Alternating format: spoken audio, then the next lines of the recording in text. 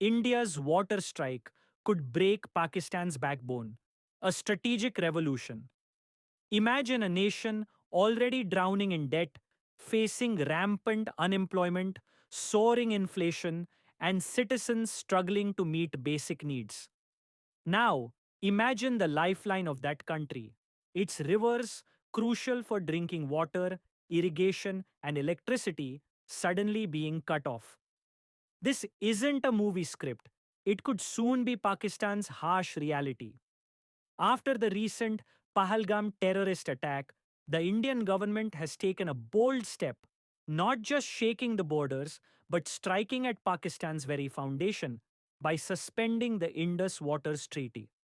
This move is not merely a diplomatic counter, but the beginning of a water based strategic offensive that could destabilize Pakistan from its roots. Today, we will explore this issue in depth. But before we dive in, if you're new to our channel, don't forget to subscribe so you never miss an update. Let's get started without delay. Last Tuesday's terrorist attack in Pahalgam, Jammu and Kashmir, shook the entire nation. With 28 dead and many injured, including foreign tourists, the incident not only stunned the public but also forced the Indian government to take decisive action. On Wednesday, during a Cabinet Committee on Security Affairs (CCS) meeting chaired by the Prime Minister, a historic decision was made: the immediate suspension of the Indus Waters Treaty, which was signed in 1960. This means that India can now halt the water that has been flowing uninterrupted to Pakistan. This decision isn't just a response, it's a declaration that India will no longer merely react but deliver consequences. This is a strategic water strike, not a response to gunfire across the border, but a far more powerful weapon.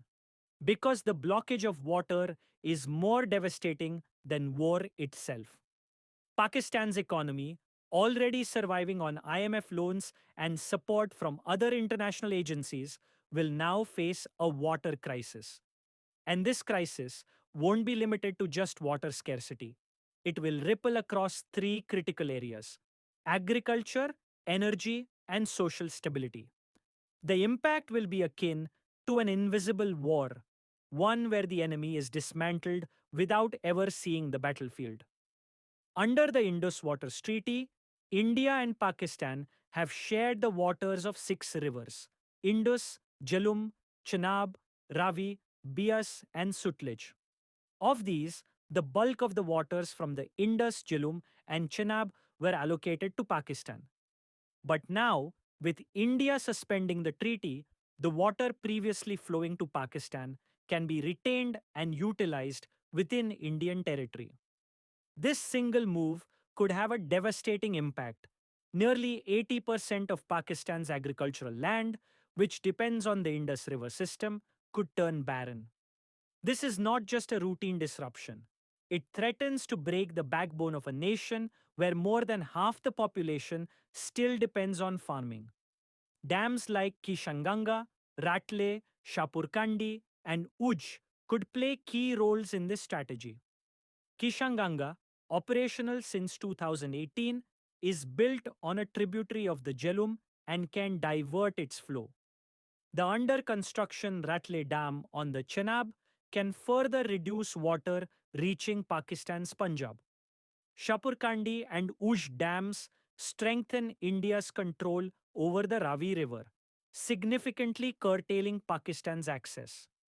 The cumulative effect of these projects will be a rapid depletion of Pakistan's water sources. And when rivers dry up, it's not just geography that changes. It gives rise to hunger, unrest, and chaos. Now imagine a country already struggling with water scarcity, and if its water supply is further reduced, how badly will its agricultural system collapse? Nearly 80% of Pakistan's irrigated land depends on the waters of the Indus.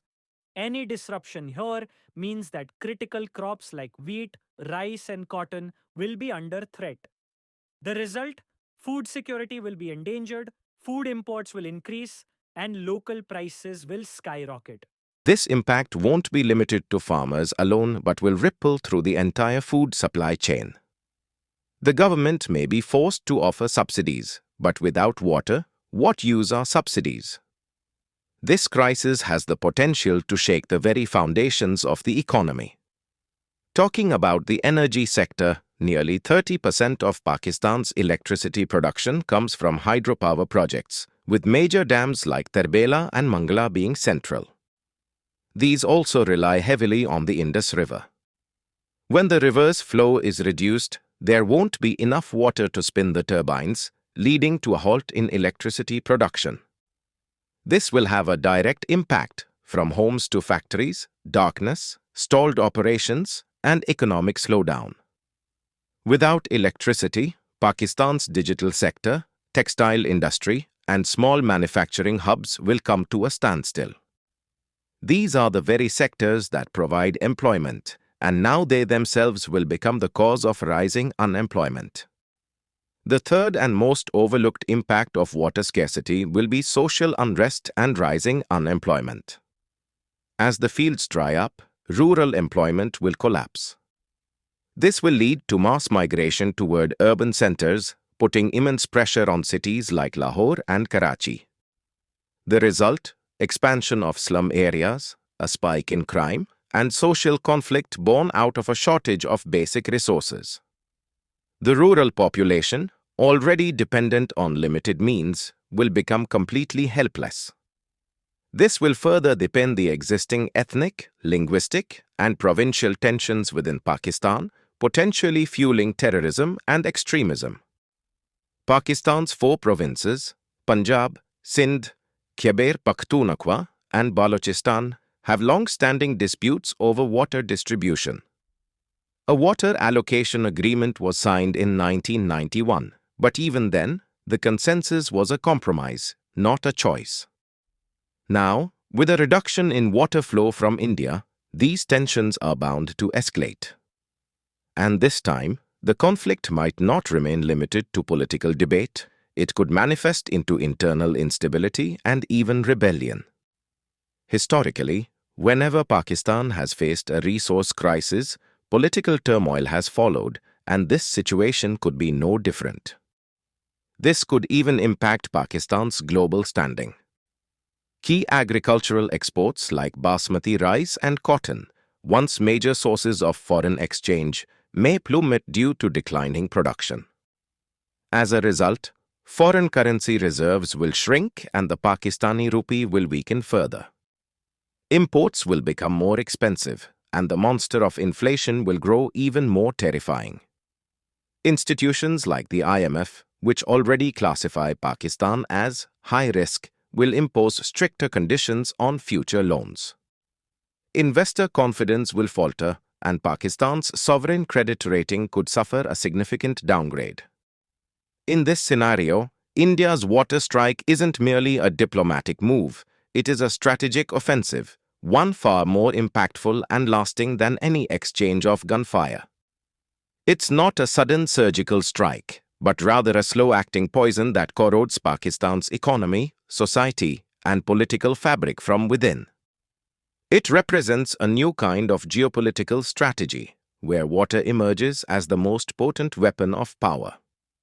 India has now made it clear that the response to terrorist attacks won't come solely through military action, but through bold and far-reaching measures whose consequences will echo for years.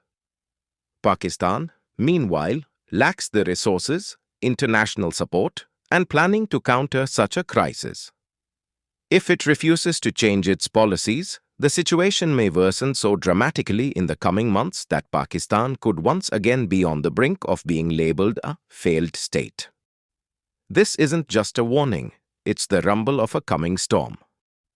And perhaps this is the harsh truth Pakistan has long chosen to ignore, that war isn't always fought with bullets. Sometimes, just a drop of water is enough to shake the very foundation of a nation.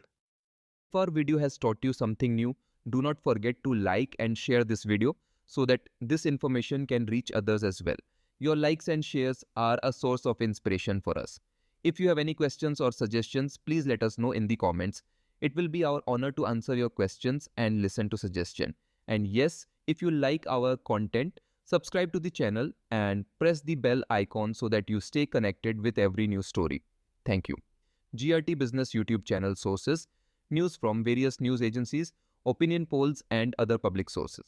We try to ensure that every report and summary is accurate and verified, but we are not responsible for any dispute or error. Our aim is only to provide you with accurate information.